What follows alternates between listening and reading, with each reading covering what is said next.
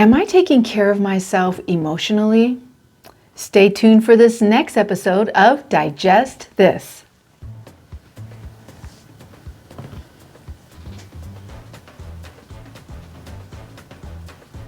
Welcome to Digest This, the show that helps you revolutionize your digestive health. Here are your hosts, Dr. Liz Cruz and Tina Nunziato. Hello, and welcome to Digest This. I'm Dr. Liz Cruz, and I've got Tina Nunziato sitting right here by my side. Welcome. We are so grateful that you are joining us for this podcast. If you are a regular listener, thank you for being on this journey with us. We love you. If you are a first-time listener, we are so grateful that you have discovered us and that you are with us now on the journey. So please hang on tight. Check out our library of podcasts too. We've got over 350 podcasts sitting out there. Oh yes, and this is our last in our self-care series. Yes. So if you're just joining us now, go back and listen to the last few podcasts because we've been doing a series on self-care since before the new year. That's right. So. And Happy New Year. Happy New Year. How long is it okay to keep saying Happy New Year? At least through January? At least through January. Okay. All right. So we're good. Happy New Year. Exactly. Happy New Year. All right. So this is the last in our series of self-care. It's been a great series. We learned a lot. Hopefully you picked up some little pearls here. Today we're going to talk about emotional self-care.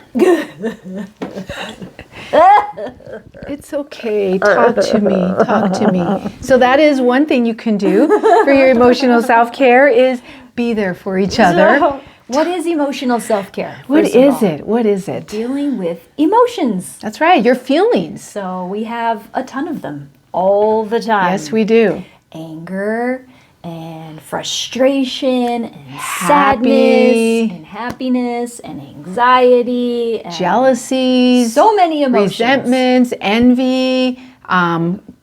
There's so much. They did a whole movie on emotions. Yes, they did. Yes. Are you Inside talking Out. about the Disney movie? That's a good movie. Inside that was Out, really that's great. right. All on That's right. emotions. That's right. Yeah. Sad. We mentioned Sadness. sad, right? Yeah, of course. Yeah. So how do you deal with your emotions? It's different for everyone, and there's so many different ways to deal with them. The key though is to find something that works for you, and it may be one thing, it may be several things. Okay, probably best to have a few different things in your pocket to deal with the Your emotions. arsenal Exactly.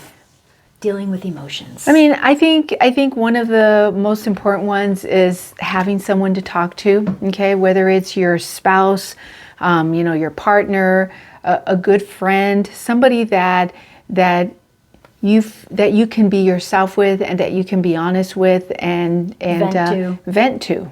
Okay, and not be judged. Exactly. That's really important. Exactly, and someone that's listening to you, and not just replying to you, but just listening. Okay, so that I think that's really important. And sometimes people have to pay for that. Yes, they Call do. a therapist. Exactly. If they don't have anyone in their life. That's willing to listen. And actually, it's a great thing. Yes. Going for counseling used to be looked at with like, really? Disdain. Yeah, disdain. Or But that you were sick or there was something wrong with you. And actually, still to this day, especially with some of the, I know some of the older patients where I've talked to about counseling are like, I'm not going for counseling, So it's still kind of looked at with a little bit of a tainted. I think it depends on the generation. It does. I think It the really older does. generations Because definitely. now it's like you hear young ones, 11-year-olds, oh yeah, I'm going to my counselor next week, yeah, I'm going to go see my therapist. And it's like nothing. Yeah. It's like nothing. So we are definitely in a different time. Counseling can be a great thing. Okay, we've had counseling, for different stuff. We've had counseling for our business. We've had counseling for personal reasons. Couples, individual. Yeah, absolutely, absolutely. So it is definitely a great thing. Counselors these days are crazy busy, especially now that we're coming out of COVID, out of the pandemic. They're very busy, and you can book something, but it may be a couple months out. Yeah. Maybe a couple months. There's different things that we can do for some people. Journaling is a very therapeutic thing. journaling actually can be a very great thing, and something where you can just write down your feelings, what's going through your head at that time, could actually be very, very healing. Yeah, I know a lot of people deal with their emotions too by doing some form of working out or movement, exercise, whether that's going for a walk or a run or going to the gym or playing a sport. Right. That can be very healing for the body to deal with whatever came across that day. Absolutely. In more than one way, because you're moving physically and then also dealing with those emotions. Exactly. For some people, shopping. Shopping that can be dangerous. It could be dangerous, but it is shopping healing. can be therapeutic for some people. That's right. For me, not. I tend to get more frustrated, It's like if I You need have a hard time deciding what to buy. Yeah. I'm not a shopper, and You're a Libra, I gotta weigh. Exactly. I gotta weigh everything. I mean, but shopping for some people is very healing. Yeah. So is eating. Yes. Eating can be very healing for Yes. people too, which again can be dangerous Yes. if done too much or too little or whatever. But sometimes just going out and having a meal that's like that, soul food. Food that's good for your soul, right? And Exactly. just treating yourself sometimes can be very healing for your Exactly. emotions. Or going for an ice cream cone. Yes. I know Absolutely. you and I do that all the time. We're like, something happens and it's sad or we get upset and we're like, let's go for an ice cream cone. And for some reason, that ice cream cone just makes you feel better. It does. Right? It's so good. It's Peanut so butter good. chocolate. Ooh, oh, those chunks of peanut butter. Yes.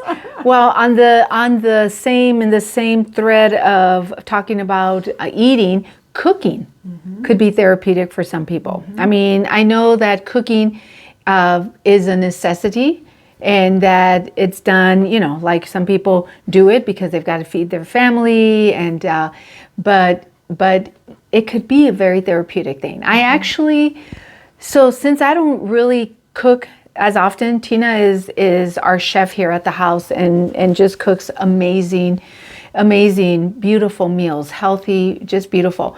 But Wednesdays are my day where I cook. And on occasion, on a weekend, I do something, even though the weekends typically will go out.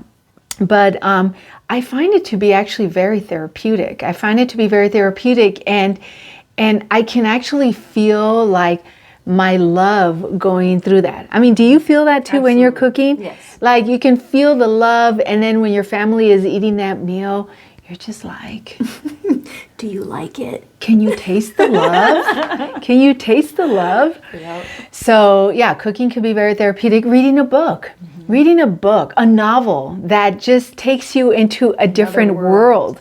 Yeah, a different world, or watching a movie or watching a show.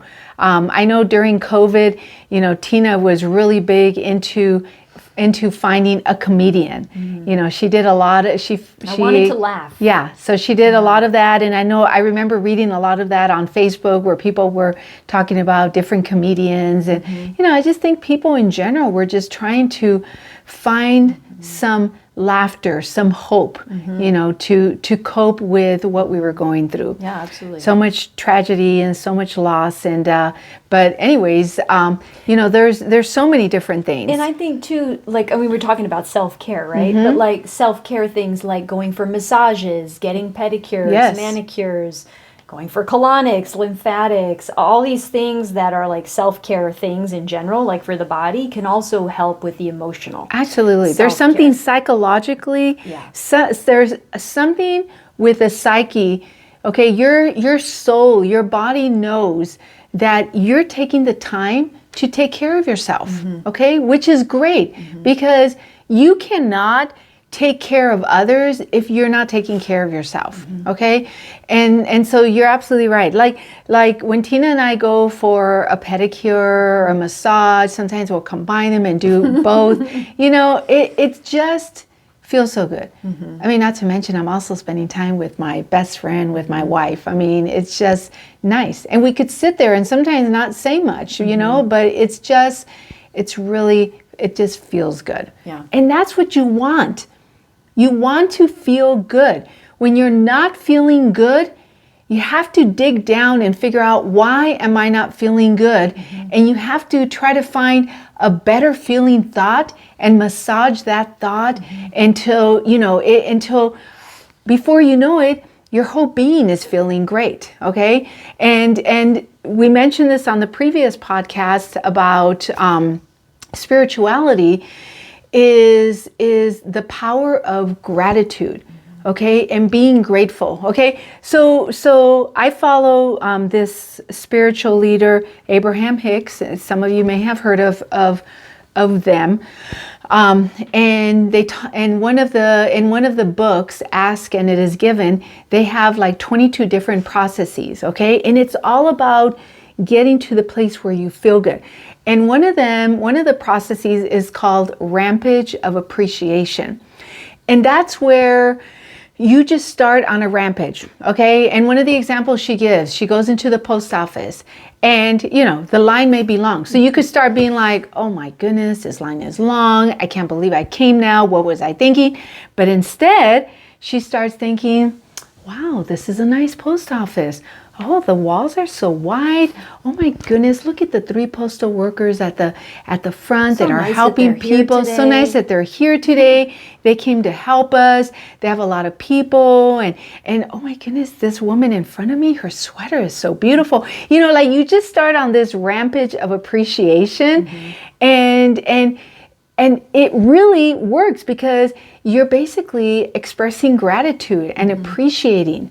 And it's you saying all that reminded me of have a great day or not, the choice is yours. Right. So the principal at our kids' school, that's his tagline. So he ends it with every email, he ends it with every phone call he leaves from the school.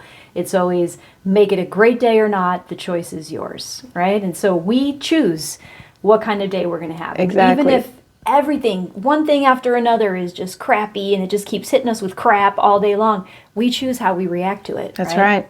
So you can absolutely go on the rampage of appreciation and greatness, right, as opposed to dwelling in all the bad things that are happening. Because the reality is we live in a broken world.